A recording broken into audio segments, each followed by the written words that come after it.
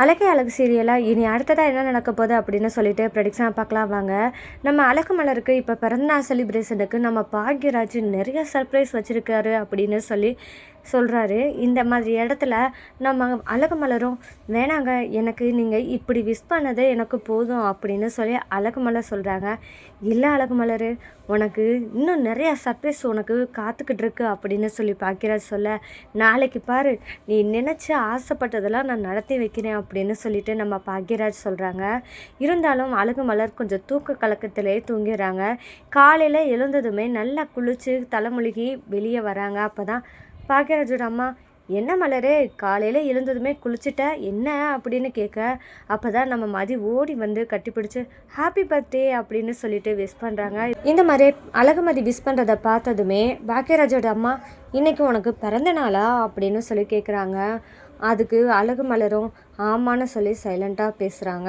அழகு மலர்கிட்ட என்ன சொல்கிறாங்கன்னா, இங்கே பாருங்கள், நான் எல்லா வேலையும் பார்த்துக்கிறேன், நீங்கள் காலையில் எந்திரிச்சதும் குளிச்சிட்டிங்க, இனி அடுத்ததாக என்ன பண்ணணும்னா இன்றைக்கி பிறந்தநாள் அதுமா நல்லபடியாக கோயிலில் சாமி கும்பிட்டுட்டு வாங்க, உங்கள் பிறந்தநாள் அதுமா நல்லபடியாக நாள் தொடங்கணும் அப்படின்னு சொல்லிட்டு சாமி கும்பிட்டு வரதும் நல்லது, அதனால் நீங்களும் பாக்யராஜ மாமாவும் கிளம்பி போங்க அப்படின்னு சொல்கிறாங்க அழகுமதி. ஆனால் மலர் யோசிக்கிறாங்க, எப்படி நம்ம போகிறது அப்படின்னு யோசிக்கிறாங்க. இந்த இடத்துல பாக்யராஜோட அம்மா என்ன சொல்லுவாங்கன்னு பார்க்குறாங்க. அப்போ தான், இங்கே பாரு, நான்லாம் உன்னை எதுவும் தடுக்க போகிறதில்ல, அதான் பர்மிஷன் கொடுக்குறவங்களே கொடுத்துட்டாங்களே, நீ போய் நான் உன்னை தடுத்தேன்னா பிறந்தநாள் அதுமா எவ்வளோ தூரத்துக்கு கஷ்டப்படுத்துகிறாங்கன்னு என்கிட்ட சண்டைக்கு வரப்போகிறா அப்படின்னு சொல்லிட்டு சொல்கிறாங்க. அழகு மலர்கிட்ட நீங்கள் எந்த கவலையும் படாதீங்க, காலையில் டிஃபன் நான் நல்லபடியாக பண்ணி வச்சிருவேன், எல்லா வேலையும் நான் பார்த்துக்கிறேன் அப்படின்னு சொல்லிட்டு அழகுமதி சொல்கிறாங்க. அழகு மலர்கிட்ட மதி சொல்கிறாங்க, இங்கே பாருங்கள், நான் எல்லாத்தையும் பார்த்துக்கிறேன், எல்லா வேலையும் பார்த்து முடிச்சிடுறேன், நீங்கள் நல்லபடியாக கோயிலுக்கு போயிட்டு வாங்க அப்படின்னு சொல்லவும் சரின்னு சந்தோஷமாக கிளம்புறாங்க. பாக்யராஜோட போயிட்டு வரதுக்குள்ளேயும் சில பிரச்சனைகளால் நடக்க ஆரம்பிக்குது. அப்போ தான் பாக்யராஜ் வந்து கோயிலுக்கு அழகு மலரை கூட்டிகிட்டு போனதுமே அழகு மலருக்கு தெரியாமல் இன்னொரு சர்ப்ரைஸ் பண்ணலாம் அப்படின்னு யோசிக்கிறாரு. அது என்னென்னு பார்த்தா பர்த்டே கேக் வெட்டலாமே அப்படின்னு யோசிக்கிறாரு. அந்த இடத்துல பாக்யராஜ் கால் பண்ணி சுரேஷ்கிட்ட பேசுகிறாரு. சுரேஷ், எனக்கு ஒரு உதவி பண்ண முடியுமா அப்படின்னு கேட்குறாரு பாக்யராஜ். சொல்லுனே என்ன அப்படின்னு சொல்லி கேட்க, அப்போ தான் சொல்கிறாங்க, உங்கள் அன்னைக்கு இன்றைக்கி பிறந்த நாள், ஒரு கேக் வெட்டலாம் அப்படின்னு சொல்லிட்டு தோணுது, நீ கேக் வாங்கி வச்சிடுறியா, நான் கோயிலில் இருக்கேன் அப்படின்னு சொல்லிட்டு பாக்யராஜ் சொல்கிறாங்க.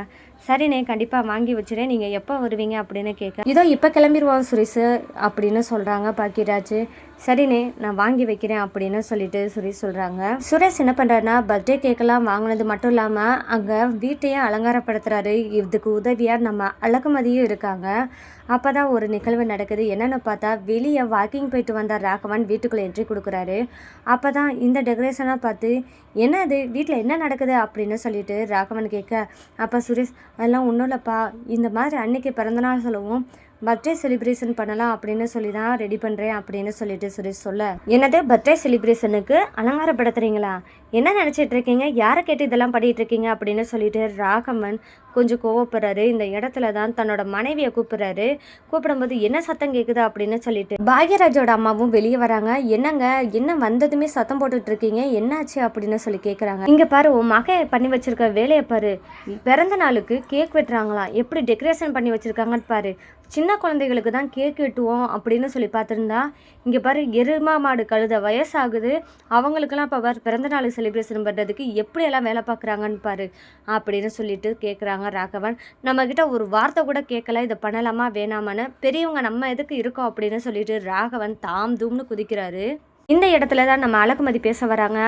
ஏன் சின்ன குழந்தைகளுக்கு தான் கேக் விட்டணுமா, ஏன் பெரியவங்களாக இருந்தால் பிறந்தநாளுக்கு செலிப்ரேஷன் பண்ணக்கூடாதுன்னு எதுவும் ரூல்ஸ் இருக்கா, அப்படியெல்லாம் இல்லைங்க, நீங்கள் ஏன் இப்படி தாம்தும்னு குதிக்கிறீங்க, இது சின்ன விஷயம், இது ஏன் பெருசுப்படுத்துறீங்க அப்படின்னு சொல்லிட்டு அழகுமதி சொல்கிறாங்க. அழகுமதி பேசுனதை கேட்ட பாக்யராஜோட அம்மா, வந்துட்டியா பஞ்சாயத்துக்கு, நீ வக்காலத்து வாங்க வரலைன்னா உனக்கு தூக்கமே வராது போல், உனக்கு எங்கள் வீட்டை பற்றி உனக்கு என்ன தெரியும், இங்கே நாங்கள் வைக்கிறது தான் நடக்கணும் அப்படின்னு சொல்லி பேசுகிறாங்க. இங்கே பாருடா சுரேஷ், உனக்கு என்ன நம்ம வீட்டில் எப்படி நிலமை என்னென்ன நடக்கணும் அப்படின்றது உனக்கே தெரியும், எப்படி இருக்கணும்னு தெரியும், நீ என்னடானா நீயும் இந்த வேலையை சேர்ந்து பார்த்துட்டு இருக்க, முதல்ல இதில் இருக்கிற டெக்கரேஷன்லாம் எடுத்துகிட்டு ஒதுக்கி வை அப்படின்னு சொல்லிட்டு சொல்கிறாங்க.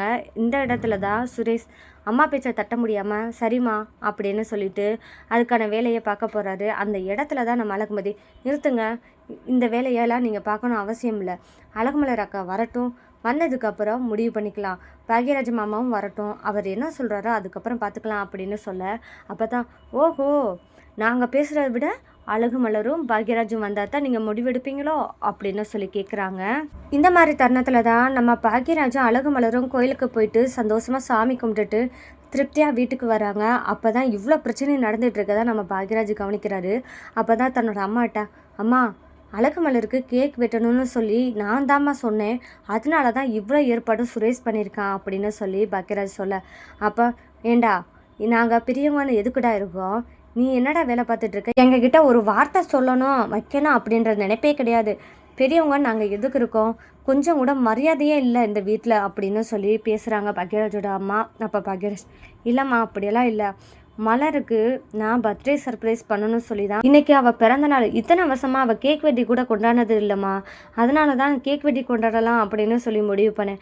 நீ முடிவு பண்ணலாம் இருக்கட்டும்டா, எங்ககிட்ட ஏன்டா ஒரு வார்த்தை சொல்லலை அப்படின்னு கேட்டா, இல்லைம்மா இது திடீர்னு தோணுச்சு, அதனால தான் நான் அப்படி பண்ணேன் அப்படின்னு சொல்ல, இது சுரேஷ் மேலேயும் மதி மேலேயும் எந்த தப்பும் இல்லை அப்படின்னு சொல்லிட்டு பாக்யராஜ் சொல்ல, இந்த மாதிரியே பாக்யராஜோட அம்மா பேசிகிட்டு இருக்கும்போதே அழகு மலரை பார்த்து என்ன சொல்கிறாங்கன்னா, அழகு மலரு போய் உள்ள கிச்சனுக்கு போய் என்னென்ன சாப்பாடு இருக்குது, என்ன செஞ்சுருக்கா, எப்படி வச்சுருக்கான்னு போய் பாரு, அந்த வேலையை பாரு அப்படின்னு சொல்கிறாங்க. அழகு மலரும் சைலண்ட்டாக கிச்சனுக்கு போகிற மாதிரி போகிறாங்க. அப்போ தான் அழகுமதி, இருங்கக்கா அப்படின்னு சொல்கிறாங்க. நான் நல்லா தான் பண்ணியிருக்கேன், எல்லா வேலையும் முடிச்சிட்டேன் அப்படின்னு சொல்லி அழகுமதியும் சொல்கிறாங்க. இந்த இடத்துல தான் அழகு மலருக்காக அழகுமதி திரும்பவும் என்ட்ரி கொடுக்குறாங்க. இங்கே பாருங்கள், நில்லுங்கக்கா, நான் எல்லா வேலையும் முடிச்சிட்டேன்னு சொல்லவும் நீங்கள் திரும்பி ஏன் கிச்சனுக்கு போகிறீங்க அப்படின்னு சொல்லி கேட்க, இன்றைக்கி ஃபுல்லாக நீங்கள் ஃப்ரீயாக தான் இருக்கணும், உங்களுக்கு கேக் வெட்டுற வேலை இருக்குல்ல, நீங்கள் அந்த வேலையை பாருங்கக்கா, பர்த்டே செலிப்ரேஷன் நல்லபடியாக கொண்டாடுவோம் அப்படின்னு சொல்லிட்டு அழகுமதி சொல்கிறாங்க. இதை கேட்டதுமே பாக்யராஜோட அம்மா ரொம்பவே உச்சக்கட்டத்துக்கு போகிறாங்க கோவத்தில். அப்போ தான் சொல்கிறாங்க, எங்கே இந்த காலத்தில் இருக்கிற பிள்ளைங்களுக்கு நம்ம மேலே மதிப்பும் இல்லை மரியாதை இல்லை, எதுக்குடா நம்ம இங்கே இருக்கோன்ற அளவுக்கு தோணுது அப்படின்னு சொல்லி பேசவும், இந்த மாதிரி பேசிக்கிட்டே இருந்து அழகு மலர்கிட்ட, ஏன் மலரு நீ சின்ன வயசுலேருந்து கேக் வெட்டி பிறந்தநாள் கொண்டாடினதே கிடையாதா, இப்போ பிறந்த நாளுக்கு கேக் வெட்டி தான் கொண்டாடணுமா அப்படின்னு சொல்லி கேட்க, இதெல்லாம் உன் வேலையாக தான் இருக்கும், எல்லாமே உன்னோட கையில் தான் இருந்து என் பையன் நீ சாவி கொடுக்குற, என் பையன் ஆடுறான் போல், அதுதான் நடந்துக்கிட்டு இருக்கு. இந்த மாதிரியெல்லாம் பாக்யராஜோட அம்மா பேசவும் பாவம் நம்ம அழகு மலர் ரொம்பவே சோகமாக போயிடறாங்க. இங்கே பாருங்கள், நான் எதுவும் உங்கள் பிள்ளைகிட்ட சொல்லி எதுவும் பண்ண சொல்லலை, என்ன ஆளை விடுங்க அப்படின்னு சொல்லிட்டு அழகு மலர் உள்ளே போகிறாங்க கிச்சனுக்குள்ளே. அப்போ அழகுமதி, என்னக்கா நீங்கள் இப்படி வந்துட்டீங்க, வாங்கக்கா கேக் வெட்டலாம் அப்படின்னு சொல்லிட்டு கூப்பிட்றாங்க. இல்லை மதி, நீ ஏன் பார்த்தில, ஒரு பிறந்தநாள் செலிப்ரேஷனுக்கு ஒரு கேக் வெட்டுறதுக்கு கூட எனக்கு எந்த அளவுக்கு உரிமை இல்லாமல் இருக்குன்னு நீ ஏன் பார்க்குறீல, இவ்வளோ தூரம் பேசுகிறவங்களுக்கு முன்னாடி நான் எப்படி கேக் வெட்டி பிறந்த நாளாக கொண்டாடுறது மதி, நீ ஏன் பாரு அப்படின்னு சொல்கிறாங்க. அப்போ தான் அழகுமதி, அப்படிலாம் ஒன்றும் இல்லைக்கா, வாங்கக்கா போகலாம் அப்படின்னு சொல்லி அவங்க வரட்டுக்க இருக்காங்க, நீங்க வாங்க. இந்த இடத்துல தான் நம்ம ரேவதியும் வராங்க. அண்ணி என்ன நீ கேக் வெட்டலையா அப்படின்னு சொல்லி கூப்பிடும்போது தான், இல்லை ரேவதி இந்த மாதிரி அம்மா பேசிட்டாங்க அப்படின்னு சொல்லி பேசுகிறாங்க, அவங்க இருக்கிறாங்க அண்ணி, வாங்க நீ நம்ம கேக் வெட்டலாம் அப்படின்னு சொல்லிட்டு கேக் வெட்டுறதுக்கு போகிறாங்க. இனி அழகுமதி கேக் வெட்டி செலிப்ரேஷன் பண்ணுறது மட்டும் இல்லாமல் பாக்யராஜ் ஒரு சர்ப்ரைஸும் கொடுக்க போகிறாரு. அந்த சர்ப்ரைஸை பார்த்த ராகவனுக்கும் பாக்யராஜோட அம்மாவுக்கும் எவ்வளோ தூரத்துக்கு கோவம் வரப்போகுது, எந்த மாதிரியான பிரச்சனைகளாக வரப்போகுது அப்படின்றதாங்க நீ வரப்போகிற எபிசோடில் அடுத்த ட்விஸ்ட்டாக இருக்க போது. இந்த மாதிரியான சுவாரஸ்யங்களை நீங்கள் தெரிஞ்சுக்கொள்ள மறக்காமல் நம்ம சேனலை சப்போர்ட் பண்ணி ஆதரவு தெரிவிங்க. மீண்டும் சந்திப்போம்.